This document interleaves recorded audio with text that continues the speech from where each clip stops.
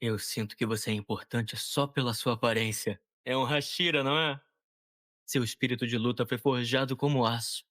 Qual é o seu nome? Sou o Hashira das Chamas. Kijoro Rengoku.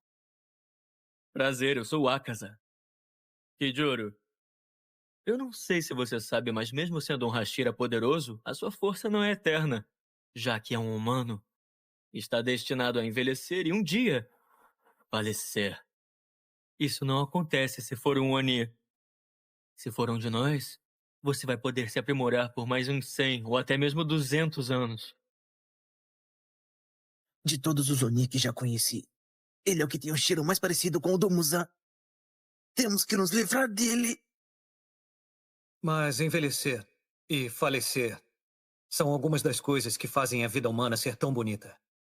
Pode até parecer uma fraqueza para você, mas nossas vidas são mais preciosas por causa dessas coisas. Olha, a verdadeira força não está relacionada apenas ao nosso corpo físico. Esses jovens não são fracos. Não ofenda eles. Escuta aqui. Eu já vi que nunca vamos concordar, não importa os seus argumentos. Eu não vou me tornar um Oni. Eu não vou me render. Entendi. Jutsushiki Tenkai. Hakai Satsu Hashin! Então eu acho que vou ter que te matar.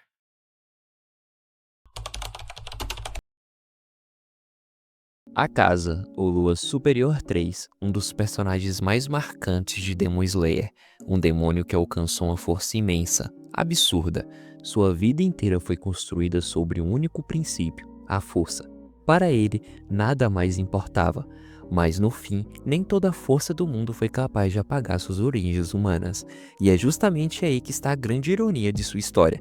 Depois de lutar uma vida inteira para ser invencível, a Casa descobriu que o verdadeiro poder não está em destruir, mas em proteger.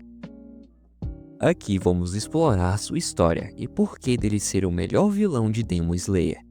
Antes mesmo de ser um demônio, a Casa era Hakuji, um jovem que lutava contra o destino, roubava para comprar remédios para o seu pai doente, um ato de amor que a sociedade condenava. E quando o pai se suicida por vergonha, Hakuji perde o propósito, e é a primeira vez que o mundo ensina que a bondade não é recompensada. Toda a bondade dele foi castigada, toda vez que ele tentou amar, o destino o puniu. Depois, quando finalmente encontra uma família, o mestre Keizo e sua filha Kyoki, ele renasce, se aperfeiçoa nas artes marciais, cuida da filha de seu mestre e se torna um homem. Mas o destino repete a tragédia, envenenam ambos e ele perde tudo novamente. A partir daí, Hakuji deixa de ser um humano, não por transformação física, mas por desistência da esperança. A maldade humana e a tragédia de Hakuji. Aqui temos algo muito interessante. Na maior parte de Demon Slayer, os humanos são retratados como vítima dos demônios, mas nessa história é o contrário. Aqui vemos que alguns humanos podem ser tão cruéis quanto os próprios demônios. Um dojo rival tomado pela inveja decide envenenar o poço de água do dojo Keizo, o mestre que havia acolhido Hakuji. O resultado é devastador. Keizo e sua filha Kyoki morrem. É uma das tragédias mais dolorosas de toda a obra. E é justamente por isso que essa história, para mim, é uma das mais bem construídas de Kimetsu no Yaiba. Antes dessa tragédia, Hakuji havia finalmente encontrado um lar. Kyoki estava doente e ele cuidava dela com dedicação. Com o tempo, ela foi melhorando e os dois se tornaram inseparáveis. Eles decidiram se casar e pela primeira vez Hakuji tinha um propósito, uma família, um futuro. As tatuagens antes que marcavam seu passado de ladrão já não significavam vergonha, agora eram apenas cicatrizes cobertas pelo amor. Mas quando tudo parecia finalmente em paz, a maldade humana veio e destruiu tudo que ele havia construído. Quando ele fica sabendo, ele vai até o dojo que tirou sua esperança e mata todos com as próprias mãos de maneira brutal. O ódio o consome e a ira agora é o que permanece. Quando Muzan o encontra, ele já está morto por dentro. O rei dos Onis até acha que Hakuji era um demônio, por causa das conversas sobre o massacre brutal que aconteceu na região, e da maneira que ocorreu, mas foi um homem que fez tudo aquilo com força do ódio e muita sede de vingança. Então Muzan vê o potencial que ele tem e o transforma em Oni. E a partir daquele ponto, ele já não era mais Hakuji, mas sim a casa. Ele mudou sua vida a partir daquele momento.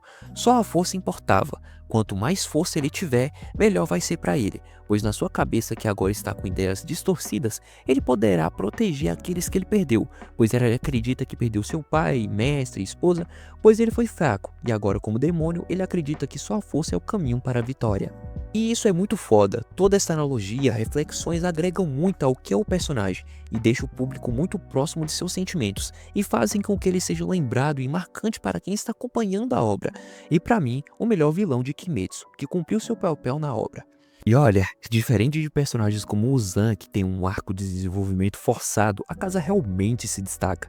Muzan aparece poucas vezes ao longo da obra, geralmente só para explicar seus planos de superar o sol, ou jogar aquela conversinha genérica de vilão principal, sem profundidade real.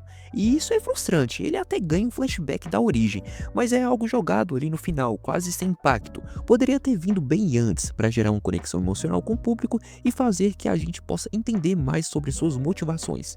Mas não, tudo é raso, e no fim das contas Muzan só quer farmar aura de vilão poderoso e nem isso convence direito. Enquanto isso, a casa faz isso sem esforço. Ele põe presença, tem uma história emocional, uma filosofia própria, e toda vez que ele aparece, carrega um peso narrativo. Até mesmo Kokushibo, que é outro personagem incrível, que eu até inclusive já comentei em um outro vídeo, sofre do mesmo problema. É mal explorado. Ele tinha um nível de poder absurdo e uma importância narrativa enorme, mas não tinha um arco próprio que demonstrasse sua grandiosidade. Foi uma oportunidade desperdiçada, e isso não acontece só com ele. Vários luas superiores acabam sendo subaproveitados em Demon Slayer. Tem tanto potencial ali que daria para montar um vídeo sobre isso. Inclusive, comenta aí se vocês querem que eu traga um tema mais profundo referente ao tema. Agora voltando ao Muzan, sinceramente, ele é decepcionante demais. Na prática ele só serve para ser o cara que dá poder para alguém e desaparece, até finalmente aparecer no final da obra para lutar contra o protagonista. E cara, é complicado isso aí, né velho?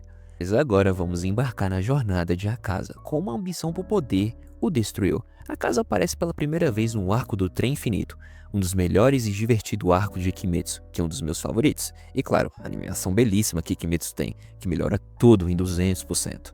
A batalha acontece no arco do Trem Infinito, logo após Tanjiro e seus amigos derrotarem Mu.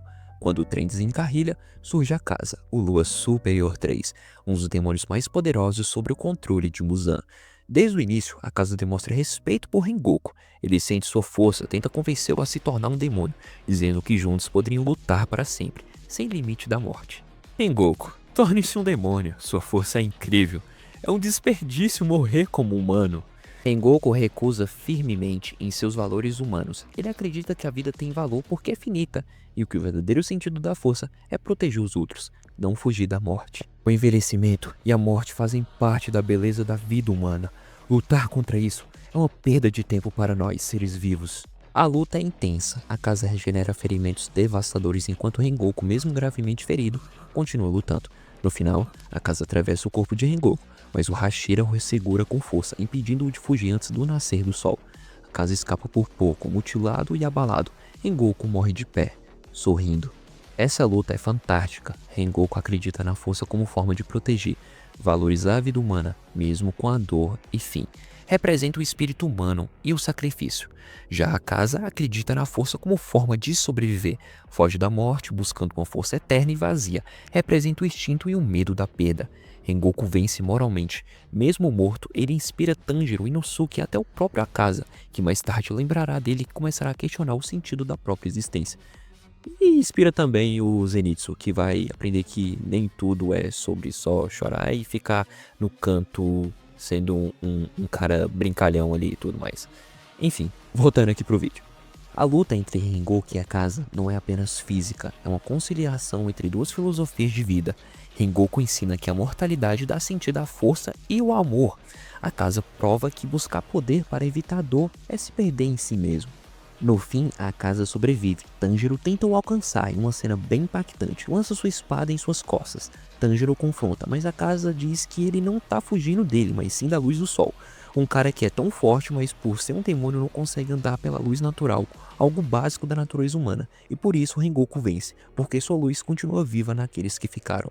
E cara, o Akaza é um baita personagem, porque ele aparece em dois momentos mais marcantes da obra, fortalecendo seu antagonismo e motivando o Tanjiro a continuar a ficar mais forte para derrotar ele e honrar as memórias de Rengoku. E nenhum Lua superior teve este privilégio. Talvez a autora tenha gostado muito dele, talvez nunca vamos saber. Agora vamos para a sua última luta, o seu ápice junto de Tomioka Tanjiro, e como essa luta é muito foda, e muito bem construída desde o início da história dos seus personagens. Essa luta é uma das mais ricas de toda a obra, não apenas um confronto físico, mas um confronto espiritual entre o passado e o presente, entre a dor e a esperança, entre o homem que desistiu da vida e o outro que se recusa a parar de acreditar nela. Akaza vs Tanjiro e Tomioka, o duelo entre dor e esperança. Quando Tanjiro e Gil Tomioka encontram Akaza no Castelo Infinito, o clima muda, não é apenas mais uma luta, é um acerto de contas. Tanjiro carrega as memórias de Rengoku, Tomioka o peso de proteger o novo discípulo e Akaza a sombra de todas as suas perdas. Akaza sorri com frieza, mas algo diferente nele, um vazio mais profundo, um desconforto quando vê o olhar de Tanjiro. Aquele olhar o perturba, é o mesmo olhar que Kyoki tinha, fé na bondade, mesmo em meio à dor. Por que você não desiste? Por que continua acreditando nas pessoas, garoto? Tanjiro não responde com ódio, ele apenas se posiciona, confiante com sua espada firme, porque alguém acreditou em mim, quando eu estava no escuro. Essa frase corta a casa mais do que qualquer lâmina. Essa luta representa a inversão dos papéis da batalha anterior. Antes, Rengoku protegia Tanjiro, agora é Tanjiro que deverá proteger Tomioka.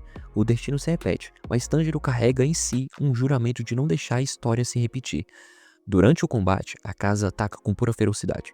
Tomioka, com sua calma habitual, defende, mas é Tanjiro que impede de ser atingido fatalmente várias vezes. Tanjiro sente o peso do dever que Rengoku deixou para trás. Agora é a minha vez de proteger alguém. É a minha vez de não deixar mais que ninguém morra.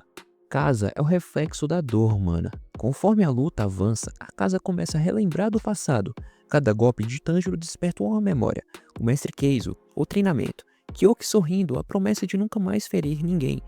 Mas também vem a raiva. Tanjiro irrita porque representa tudo que ele perdeu. A esperança, o amor e a fé. Para de olhar pra mim desse jeito, garoto. Esse olhar, maldito olhar, que acredita em tudo. Akaza sente inveja, ódio, mas dentro desse ódio existe a dor de ver diante de si a própria humanidade que tentou matar há séculos. Tanjiro não o provoca, apenas o compreende. Essa compaixão é o golpe final. Quando Tanjiro finalmente corta a cabeça do Akaza, o inesperado acontece. O corpo do demônio não cai. Mesmo decapitado, Akaza continua lutando. É a força cega da negação. Ele se recusa a desaparecer, não porque ele quer viver, mas por não saber mais quem é sem lutar. Tanjiro não ataca novamente, ele protege o Tomioka, e isso abala o Akaza. Você já lutou o suficiente. Pode parar agora. Frase dita em suas memórias por Kyoki. Essas palavras quebram a casa por dentro. Em meio ao caos, ele lembra de Kyoki e de seu mestre, das promessas que fez de proteger e nunca mais machucar ninguém. Então, pela primeira vez, ele entende. Tanjiro não é seu inimigo. Tanjiro é o reflexo do que ele queria proteger. O eco do amor que se perdeu.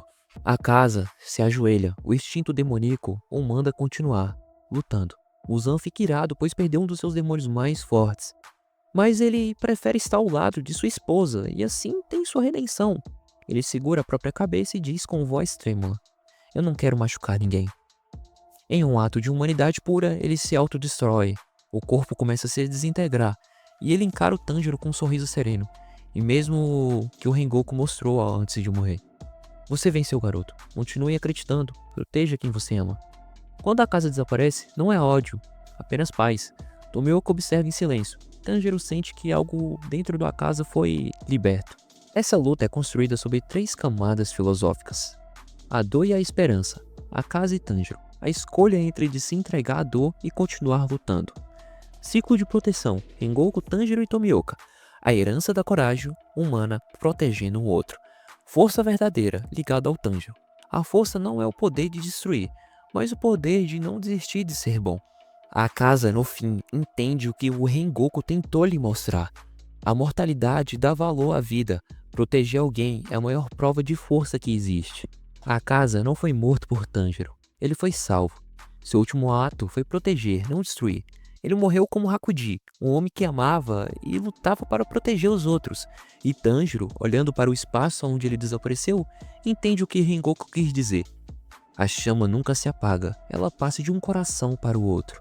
A luta de Akaza contra Tanjiro e Tomioka não é sobre o bem contra o mal, é sobre como a luz e a escuridão vivem dentro de nós. Tanjiro representa um homem que aceita a dor e a transforma em amor. Akaza representa um homem que rejeita a dor e se transforma em ódio. Mas no fim, ambos se encontram no mesmo ponto. A dor é inevitável. O que muda é o que fazemos com ela. Mesmo como um demônio, Akaza nunca perdeu completamente sua humanidade. Ele tinha um instinto natural de proteger. Recusava devorar mulheres e crianças, como se algo dentro dele ainda se lembrasse de Kyoki, de seu mestre e de seu pai, de que ele foi um dia. Mas a força que conquistou o enganou. Durante toda sua existência, Akaza acreditou que ser o mais forte significava nunca mais ser ferido, nunca mais perder. Ele lutou para esquecer a dor e acabou se tornando o escravo dela. No fim, porém, ele entendeu o que o Tanjiro sempre representou. Ninguém nasce forte. Somos fracos quando nascemos e precisamos de ajuda para poder crescer. E quando ficarmos fortes, é para proteger os que ainda são fracos. Esse é o ciclo da verdadeira força. Não a força que domina, mas a que ampara. Não a dor que destrói, mas a que preserva. Akaza morreu como um guerreiro que finalmente lembrou o motivo pelo qual lutava. No instante em que decidiu proteger, ele deixou de ser um demônio e voltou a ser um humano. Agora ele pode finalmente descansar nos braços de sua amada. Eu particularmente acho o Akaza um personagem muito bem construído. E é um dos meus favoritos, na verdade. Olha, dentro dos padrões de Kimetsu no Yaiba, em algumas coisas acabam sendo mal aproveitadas e com menos destaque do que mereciam. E ele realmente se destaca. Mesmo assim, eu gosto muito da história de Kimetsu. Ela é divertida, emocionante e cheia de momentos marcantes. Grande parte desse carinho vem da adaptação em anime, que conseguiu dar vida e emoção a cada cena.